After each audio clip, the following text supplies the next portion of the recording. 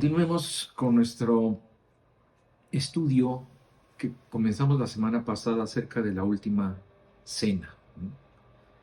Así lo vimos la semana pasada, ¿verdad? Y estamos situados en un evento donde Jesús estuvo reunido con sus discípulos alrededor de una mesa, ciertamente no como lo que aparece en la pintura de Leonardo da Vinci, ¿verdad? Sino en ese entonces se acostumbraba más que nada estar como recostados.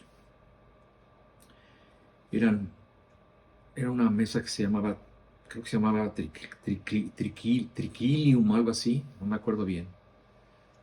Y básicamente ellos estaban recostados con sus cabezas al frente y de esta forma semi recostados comían. Pero en fin, de esta cena se ha hablado mucho a lo largo de la historia. Incluso pues unos se han burlado de ella, otros han querido tergiversar su mensaje y otros han inventado cosas que nunca sucedieron. Pero lo que sabemos, lo sabemos por medio de los evangelios, donde se nos presenta un momento solemne e importante, que básicamente comenzó como la celebración de la Pascua y terminó con la institución de la Cena del Señor. Esta cena fue sin duda una ocasión de compañerismo y alegría. Fue una reunión larga, como se usaba, ¿verdad? Duraban 5 o 6 horas, y en la que seguramente recordaron muchas situaciones que vivieron juntos, pero en la que también se abrió un compás de espera entre la despedida de Jesús y su futuro regreso, periodo durante el cual Jesús ordenó celebrar la Santa Cena entre sus seguidores. Como les comenté la vez anterior, dividí este estudio en 3 partes.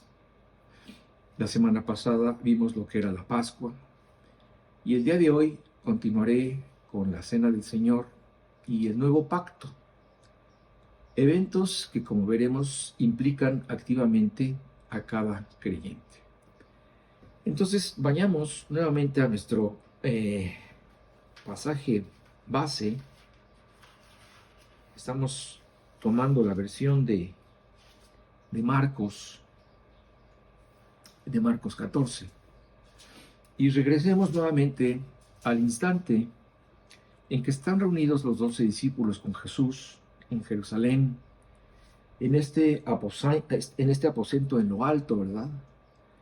Donde también estaba Judas. Voy a leer Marcos 14 del 17 al 21. Y cuando llegó la noche, vino él con los 12. Y cuando se sentaron a la mesa mientras comían, dijo Jesús: de cierto os digo que uno de vosotros que come conmigo me va a entregar. Entonces ellos comenzaron a entristecerse y a decirle uno por uno: ¿seré yo? Y el otro: ¿seré yo? Él respondiendo les dijo: es uno de los 12, el que moja conmigo en el plato. A la verdad, el Hijo del Hombre va. Aquí debería decir: a la verdad, el Hijo del Hombre se va, según está escrito de él. Mas hay de aquel hombre por quien el Hijo del Hombre es entregado. Bueno le fuera a ese hombre no haber nacido. En el transcurso de esta cena se dijeron cosas muy importantes que Juan en su evangelio nos detalla más. Pero una de ellas es que Jesús ya sabía todo lo que iba a pasar. Por esta razón, a estas alturas, pues las cosas ya no podían cambiar. Incluso la traición se tenía que llevar a cabo. Así estaba escrito que sucedería y así aconteció. Por esta razón, Pablo, recabando todos los hechos de la pasión, pudo decir: Cristo murió por nuestros pecados de acuerdo a las Escrituras. Es decir, todo lo que se desarrolló fue algo que ya estaba escrito que así sucedería. De hecho, si nosotros leemos el Salmo 41:9, podemos leer lo siguiente. Dice: hasta mi mejor amigo, en quien yo confiaba y que compartía el pan conmigo, me ha puesto la zancadilla. Desde este momento, desde este salmo, ya se nos hablaba de que Jesús sería traicionado por un amigo. Y así como esto se cumplió, muchas de las cosas que años antes habían sido escritas acerca de la vida de Jesús se cumplieron de acuerdo a como estaba escrito. La traición. Bueno, en medio de la alegría que les provocaba estar juntos, departiendo, y la tristeza también de saber que se acercaba un trágico final, Jesús hizo una declaración muy fuerte. De cierto os digo que uno de ustedes que come conmigo me va a entregar. En ese momento Jesús denunció la traición, y esto alertó a todos, porque antes de este anuncio suponían que entre ellos existía una profunda unidad alrededor del Señor. Pero si Jesús lo decía, entonces era real. Así que a su tristeza se agregó una gran sorpresa. Y todos, conociendo su propia debilidad, todos conociendo su propia naturaleza y su poca fe, comenzaron a preguntarse: ¿seré yo? Jesús fue más específico y señaló al traidor diciéndoles: es uno de los 12, el que moja conmigo el plato. Sin embargo, al ser una cena con platillos compartidos, no quedó muy claro quién era el culpable, y sumidos en sus propios pensamientos, no se atrevieron a preguntar más. Juan consigna este momento con estas palabras: y después del bocado, Satanás entró en él, refiriéndose a Judas. Entonces Jesús le dijo: lo que vas a hacer, hazlo pronto. Y se entiende que después de esto, Judas salió de la cena y se fue con los fariseos para coordinar la entrega, la cual sería en el huerto de Getsemaní. Resulta muy ilustrativo estudiar a Judas, llamado por Jesús el hijo de perdición, cuya condena puede salpicar a todo aquel que traiciona al Señor. No de forma idéntica, no a cambio de 30 monedas, ni besándole en la mejilla, pero sí con la intención de darle la espalda, de no creer en él y rechazar toda la luz que ha sido vertida sobre su vida. Por esta razón, Dios, en estas palabras, condenó a todos los Judas con expresiones como: ay de aquel hombre, bueno le fuera no haber nacido. Sin duda alguna, Judas fue condenado por haber estado en la presencia misma del Señor y haberlo rechazado, por nunca haber creído a pesar de haber estado muy cerca de él. Porque estar cerca no es lo mismo que creer en el Señor. Por casos como este, ¿verdad?, fue que Jesús dijo en Mateo 7, 22 y 23 lo siguiente: el día del juicio muchos me dirán: Señor, Señor, profetizamos en tu nombre expulsamos demonios en tu nombre e hicimos muchos milagros en tu nombre. Pero yo les responderé, nunca los conocí, aléjense de mí, ustedes que violan las leyes de Dios. Esto es tremendo, porque Dios puede perdonar cualquier infracción de su ley.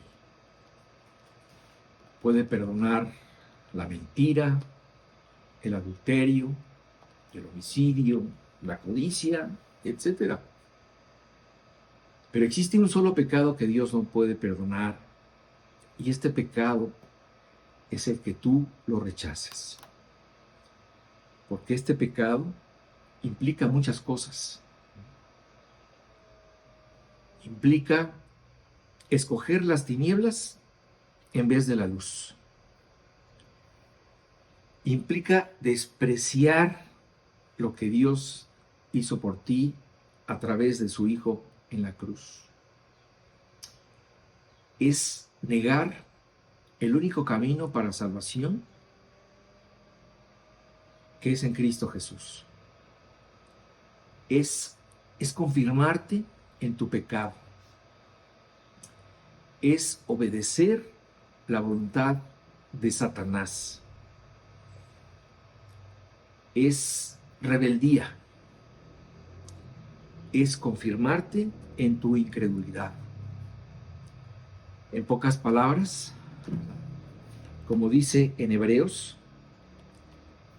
rechazar a Cristo es pisotear al Hijo de Dios al tener por inmunda su sangre, y es insultar y despreciar al Espíritu Santo, que te lleva, además, todo esto irremediablemente a enfrentar juicio y fuego.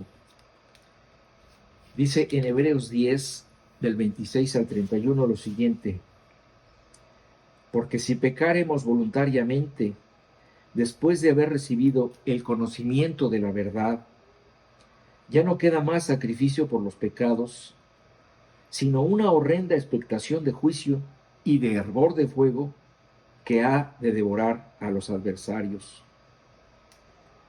El que viola la ley de Moisés por el testimonio de dos o tres testigos, muere irremisiblemente.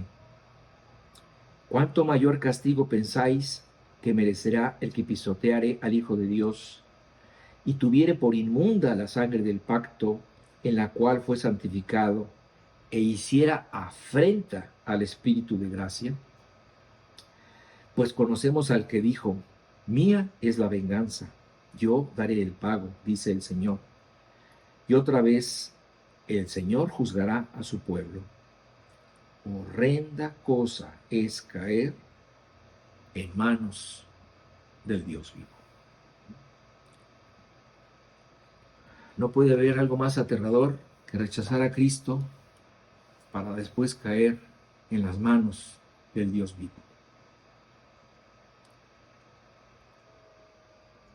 Desde la primera Pascua habían pasado 1500 años, y ahora Jesús estaba sentado con su familia espiritual, con los 12 que él había escogido. Al pasar de los siglos, la celebración de la Pascua había cambiado un poco, pero básicamente se seguía la siguiente secuencia, o el protocolo, o el orden, o como le llaman algunos, el seder de la Pascua. Primeramente, se hacía una oración recordando la liberación de Egipto y el cuidado que Dios tuvo de su pueblo en el desierto. Luego se tomaba una copa de vino. Recordemos que aquel entonces el vino no era como ahora, era básicamente agua con un poco de vino, por cuestiones de potabilizar el agua y pues como una costumbre de allá. Porque se tomaban 4 copas, así que si fueran copas como las de ahora, quién sabe cómo hubiera terminado la cosa, ¿verdad? Después se llevaba a cabo un lavado de manos que representaba la necesidad de estar limpios ante Dios. Y como recordarás, en este punto Jesús fue más allá y le lavó los pies a sus discípulos. Después comenzaban a comer hierbas amargas, que les recordaba su esclavitud en Egipto. Y junto con el pan ácimo, es decir, este era un pan que no tenía levadura, lo sumergían en una pasta hecha con frutas y nueces. Luego se cantaban los 2 primeros salmos del Jalel. Estos son los salmos 113 al 118. Y después se tomaba otra copa de vino. El padre de la familia, o el líder, ¿verdad?, explicaba el significado de la Pascua. Este era un punto muy importante, porque era cuando se daba toda la explicación de todo esto que vimos la semana pasada. Después se volvían a lavar las manos y se comía el cordero asado con pan y se tomaba una tercera copa de vino. Después se cantaba el resto del Jalel y se tomaba una cuarta copa de vino. En un momento dado, Jesús tomó el pan, ese pan ácimo, ese pan sin levadura, lo bendijo, lo partió, y mientras lo compartía a sus discípulos, los invitó a que lo tomaran y lo comieran, diciendo: este es mi cuerpo. Leo los versículos del 22 al 25 del capítulo 14 de Marcos. Y mientras comían la Pascua, Jesús tomó pan y bendijo y lo partió y les dio diciendo: tomad, esto es mi cuerpo. Y tomando la copa y habiendo dado gracias, les dio, y bebieron de ella todos.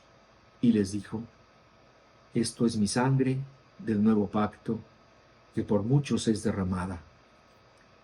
De cierto os digo que no beberé más del fruto de la vid hasta aquel día en que lo beba nuevo en el reino de Dios.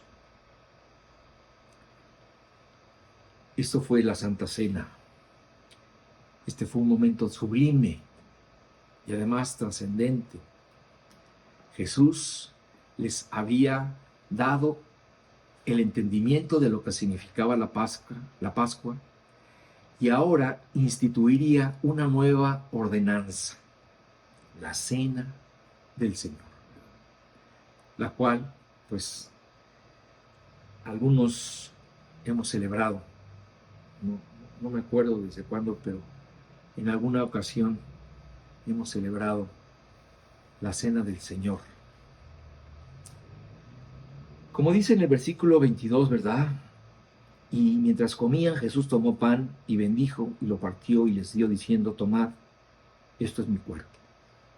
Aquí comenzamos a ver un cierto paralelismo entre algo que ellos conocían con la nueva ordenanza que Jesús les estaba dando.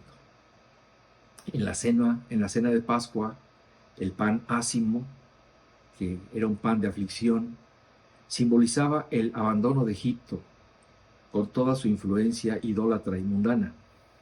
Ahora, en la Cena del Señor, al pan se le estaba dando un significado que Jesús ya le había dado antes, pero que en este momento cobró una importancia muy grande. Jesús ya les había dicho en Juan 6:35: yo soy el pan de vida. El que a mí viene nunca tendrá hambre, y el que en mí cree no tendrá sed jamás. Entonces, aunque ellos ya habían oído esta enseñanza, en ese momento cobró vida, porque Jesús les volvía a recordar que el pan representaba el cuerpo de Cristo. Un pan que igualmente no tenía levadura, porque la levadura representa el pecado, lo cual nos habla de la vida perfecta de Jesús, de su vida sin mancha y sin pecado, el cual sería entregado como sacrificio por el pecado del hombre.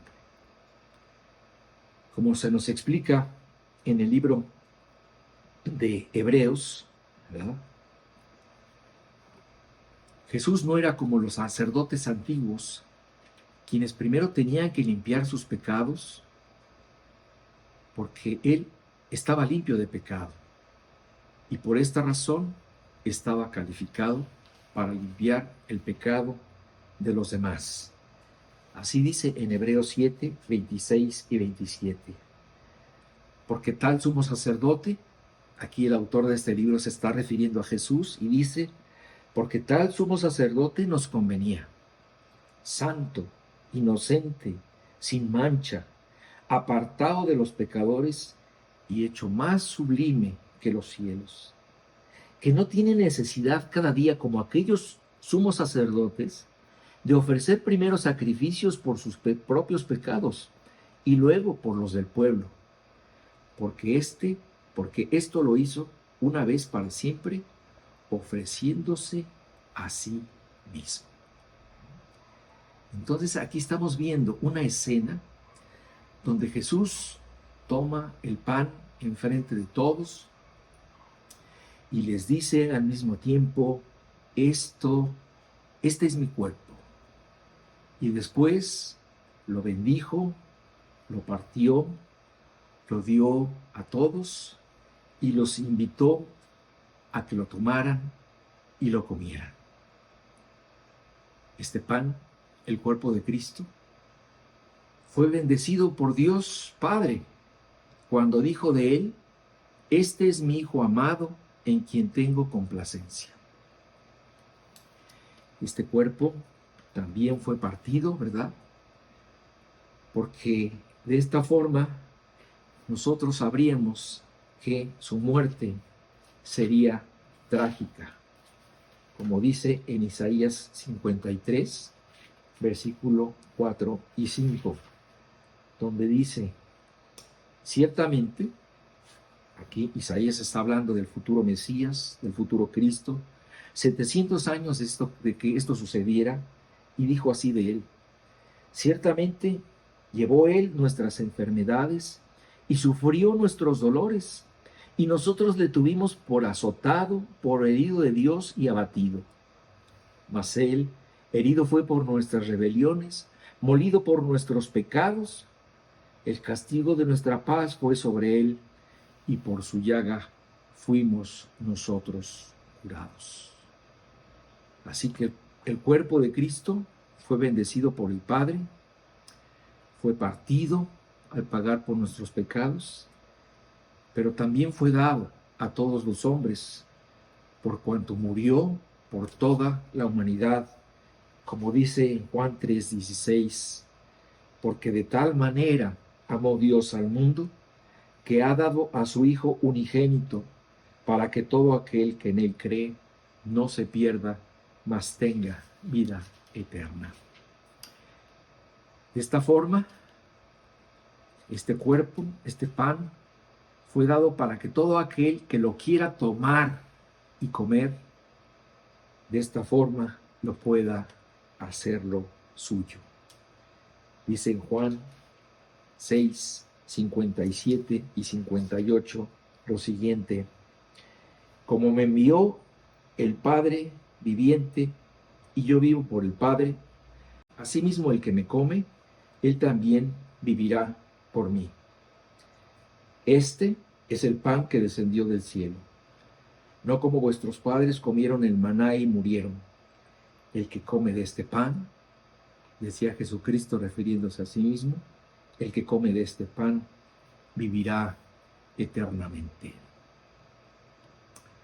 Así que este pan fue bendecido, fue partido, fue dado por todos y al alcance de para que todo aquel que lo quiera tomar y comer tenga vida eterna. Muchas veces antes, Jesús, como les dije, ya había dicho que Él era el pan que venía del cielo, para que todo aquel que lo recibiera finalmente pudiera calmar su hambre espiritual. Yo soy el pan de vida, el que a mí viene nunca tendrá hambre, y el que en mí cree no tendrá sed jamás.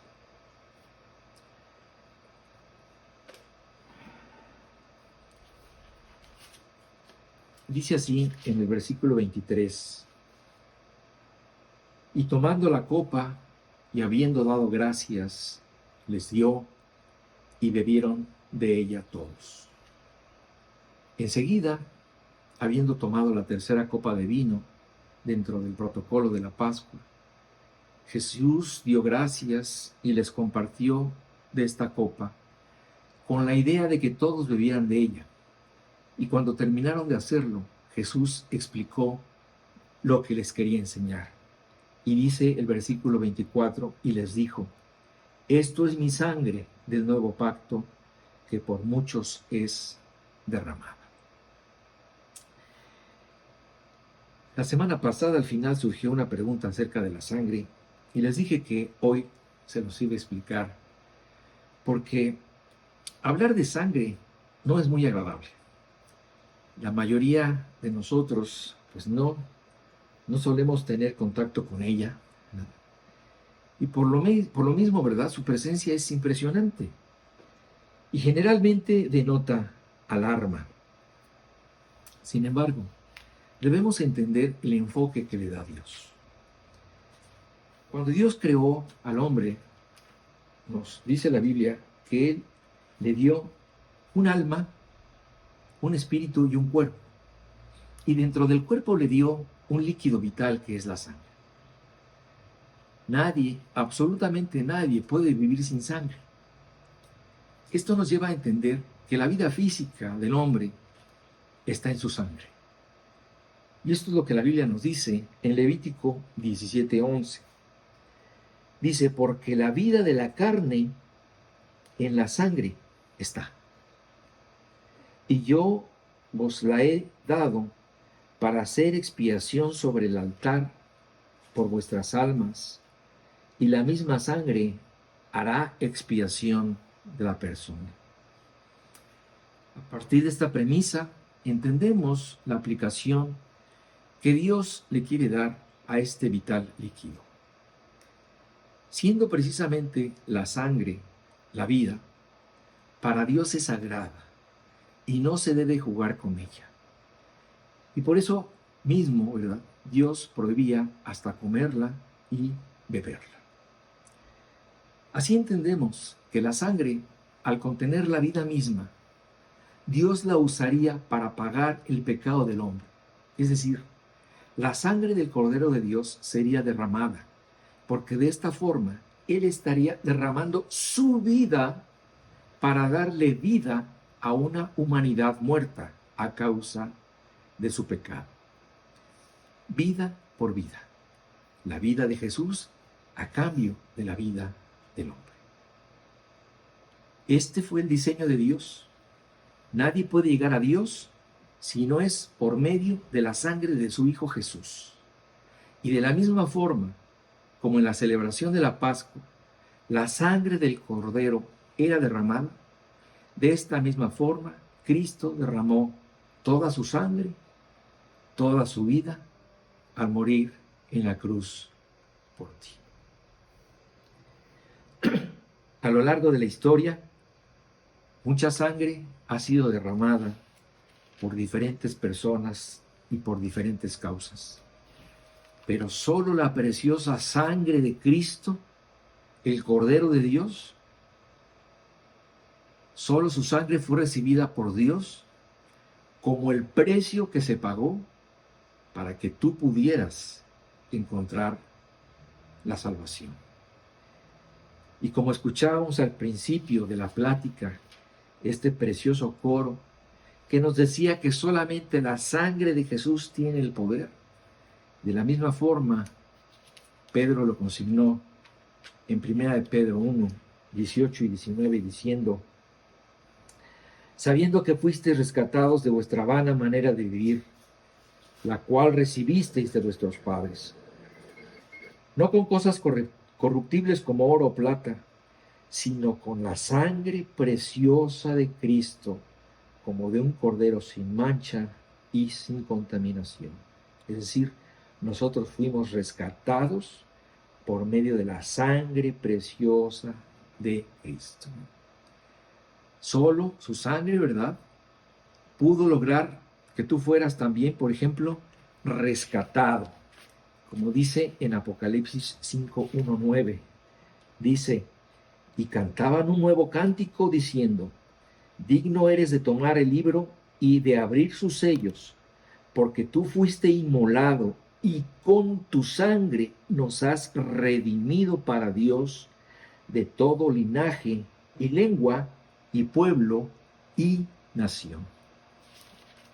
Gracias a la sangre de Cristo, nosotros fuimos limpiados, como dice Apocalipsis 1:5, y de Jesucristo el testigo fiel, el primogénito de los muertos y el soberano de los reyes de la tierra, al que nos amó y nos lavó de nuestros pecados con su sangre.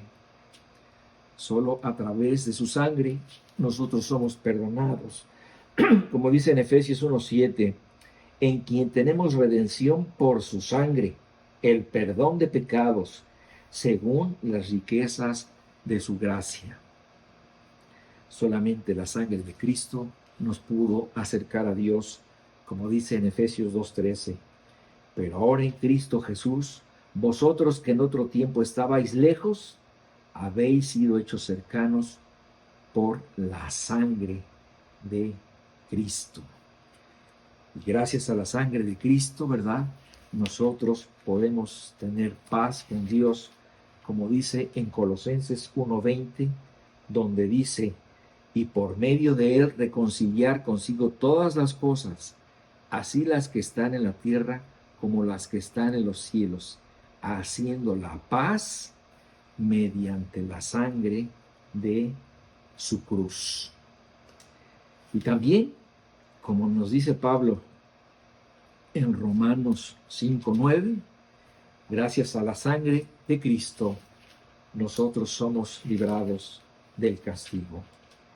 Dice en Romanos 5:9, pues mucho más, estando ya justificados en su sangre, por él seremos salvados de la ira. Y por si todo esto fuera poco, Juan nos dice en Apocalipsis 12:11 que gracias a la sangre de Cristo nosotros somos vencedores. Y ellos le han vencido por medio de la sangre del Cordero. ¿Por medio de quién? ¿Por medio de qué han sido vencedores? Por medio de la sangre de Cristo, la sangre del Cordero y de la palabra del testimonio de ellos, y menospreciaron su vida hasta la muerte. Esta forma de enseñar que Jesús usó en la última cena no podía ser más clara, ilustrativa y didáctica. En ese momento en que Jesús levantó el pan, ¿verdad?, simbolizando que este era su cuerpo, y el vino su sangre. Y debo ser enfático en aclarar algo, porque como les decía al principio, estas palabras han sido mal interpretadas por algunas religiones y sectas, tanto que incluso han inventado ritos de todo tipo alrededor de este evento. Debemos entender que todas estas palabras dichas por Jesús en la última cena fueron símbolos dados para entender una verdad espiritual y nunca deberían ser entendidas en forma literal, so pena de caer en un absurdo si las entendemos así. Porque si lo hacemos una vez, lo tendríamos que hacer siempre, lo cual nos llevaría, empezando con este caso, a entender que Jesús es un pan. O luego a entender que Jesús es una puerta, un templo, una vid, una luz, agua, etc. Todas estas fueron figuras que Jesús usó en un momento dado para hablar de sí mismo, pero en forma simbólica, tratando de dar un mensaje espiritual. En el caso de la cena, Jesús estaba anunciando que ese pan, su cuerpo, pronto sería partido y puesto al alcance de todos, y que su sangre sería derramada para el perdón de sus pecados. Todo esto, ¿verdad? Con el plan, todo esto con el consentimiento de Dios y, desde luego, la voluntad de Jesús para dejar ser inmolado en la cruz. A partir de ese momento quedó instituida la Cena del Señor, la Cena del Señor, con los dos elementos puestos en la mesa, el pan y el vino, el cuerpo y la sangre de Cristo. Y como les decía, ¿verdad? Con algunos he tenido el gusto de llevar a cabo esta celebración consignada como Dios la estableció, a través de la cual, ¿verdad?, nos reunimos una serie de creyentes, ¿verdad? Partimos un pan, cualquiera, servimos un poco de jugo de agua, jugo de vino, ¿verdad? Ya no vino con agua.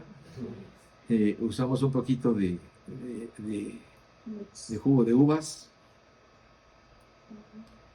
y partimos el pan, lo comemos, tomamos el jugo de uva, lo tomamos y recordamos, porque la Cena del Señor es un memorial, es una remembranza de la muerte de Cristo. Y a través de ella anunciamos su muerte, como dice la Biblia, y como lo veremos más adelante, anunciamos su muerte hasta que Él venga. Y bueno, yo pensaba terminar, pero no voy a poder terminar hoy. Bueno, vamos a terminar, vamos a alargar un poquito esto. Vamos a ver lo que sería el nuevo pacto. Vamos a echarle velocidad a este asunto. Dice en Marcos 14, 24, lo siguiente. Después de que Jesús partió el pan y compartió el vino, les dijo: esto es mi sangre del nuevo pacto, que por muchos es derramada. Dentro de la plática también se introdujo una enseñanza muy importante. Jesús habló de un nuevo pacto. Muchos años atrás, Dios había establecido varios pactos con su pueblo. Había establecido un pacto con Abraham, había establecido un pacto con David, y también estableció un pacto con Moisés, a través del cual se establecieron una serie de normas que tendrían un carácter provisional. A través de ellas, el hombre se relacionaría con Dios por medio de una serie de ritos y sacrificios, en los que desde luego la enseñanza de la redención por sangre estaba presente. Como dice en Hebreos 9:22, ¿verdad? De hecho, según la ley de Moisés, casi todo se purificaba con sangre, porque sin derramamiento de sangre no hay perdón, ¿verdad? Esto ya había quedado establecido, que la sangre era necesaria para el perdón de pecados. Este principio le quedó bastante claro al pueblo de Israel durante muchos años. Pero al mismo tiempo, Dios habló por medio del profeta Jeremías y les dijo que un día Dios haría un nuevo pacto con Israel, a través del cual el antiguo pacto de Moisés ya no tendría razón de ser. Porque este primer pacto, ¿verdad?, también conocido como el pacto de la ley, era una sombra, era un anticipo del pacto que vendría después a través del Mesías, como dice en Hebreos 10:1. El sistema antiguo, bajo la ley de Moisés, era solo una sombra, un tenue anticipo de las cosas buenas por venir, no las cosas buenas en sí mismas.